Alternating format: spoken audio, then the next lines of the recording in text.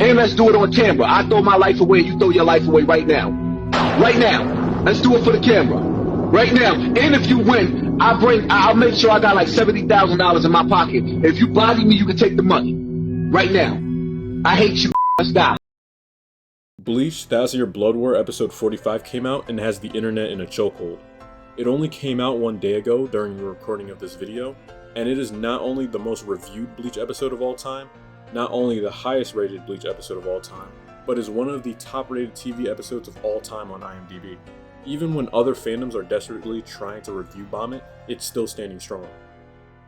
My Twitter was flooded with only memes and discussions about the episode for many hours after the episode came out, and is still full of Bleach content now. The episode does such a great service to the franchise, not only in animation, sound design, and OSTs, but in the story as well, which is what I wanted to discuss today. I'm glad that Kubo was given the opportunity to supervise these cores and input new content. This might be the best Bleach edition of all time. The story this episode provides may be one of the keys to helping elevate the end of the story. When I say the end of the story, I don't mean the literal end of the Thousand Year Blood War when people's arcs are coming to a conclusion, but the fights towards the end of the story, from Horn of Salvation to the final battle. The final battle is quite possibly one of the most controversial Bleach fights of all time. There will be anime and manga spoilers as I go further into this discussion. First, I want to talk about the end of episode 45. With what we see, Orihime rejects Yuha's existence and both of them disappear. Many people assume the ending fight has been completely altered and that Orihime will just be dead. But I am under the assumption that either through the power of Orihime's rejection ability, Yuha's almighty, or Ichigo's possible fate manipulation abilities, both Orihime and Yuha will return and we begin the path towards the final battle in the manga. I also believe that the episode serves as an alternate future and we will be going to the manga timeline in future episodes. With that being said, I want to address the issues with the final battle and what this episode rectifies. First, the Almighty. One of the main questions posed after the defeat of Yuha was, why break Ichigo's Bankai and not just kill Ichigo? The possible answer to this is that this would result in the future where Orihime becomes belligerent and vaporizes Yuha out of existence. The next question would be, okay, then why can't Yuha kill her, then kill Ichigo? It's possible that he simply cannot do this. We do see Orihime actively use her rejection ability, but it could be possible that it can be passive as well since it's controlled by the 6 spirits in her hairpin. In this episode, once Orihime starts walking towards Yuha, she calls the name of each of the spirits, and without using commands, Chun Chun Rika does the work for her in completely altering the direction of the Soul King's power. There's also the appearance of more unexplained abilities in this episode that could work to counter Yuha's future manipulation. The next issue is Ichigo's display of power.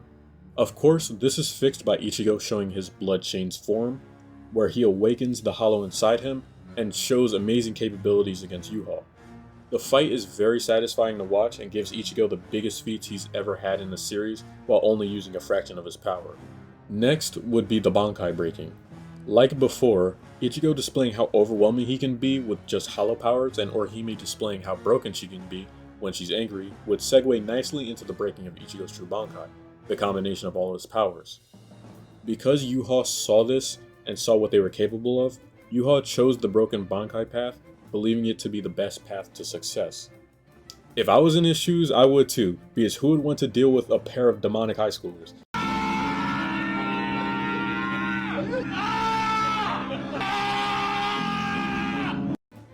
I think this episode fixes some issues, while some others are still present.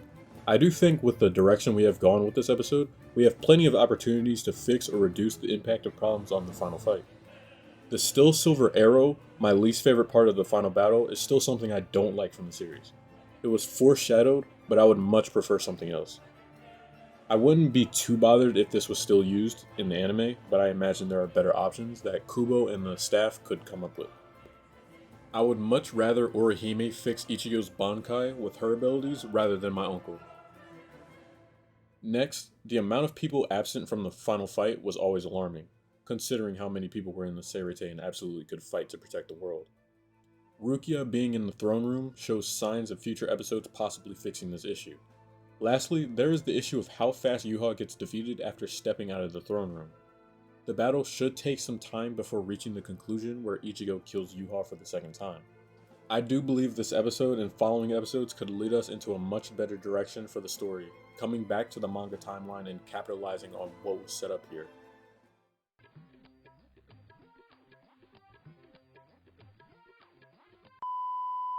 Bruh, I'm dehydrated. Dehydrated till the beat vibrated. Get the The story bit my f***ing cheek. The possible answer to this is what am I saying? Because Yuha saw that what? Oh my god, that all sounds stupid. I can't read. As well, I would much prefer Orihime's rejection abilities to fix Tenza Zangetsu. Tenza Zangetsu. If you enjoyed this video, please make sure to like, comment, and subscribe. Feel free to let me know any suggestions you have for future content.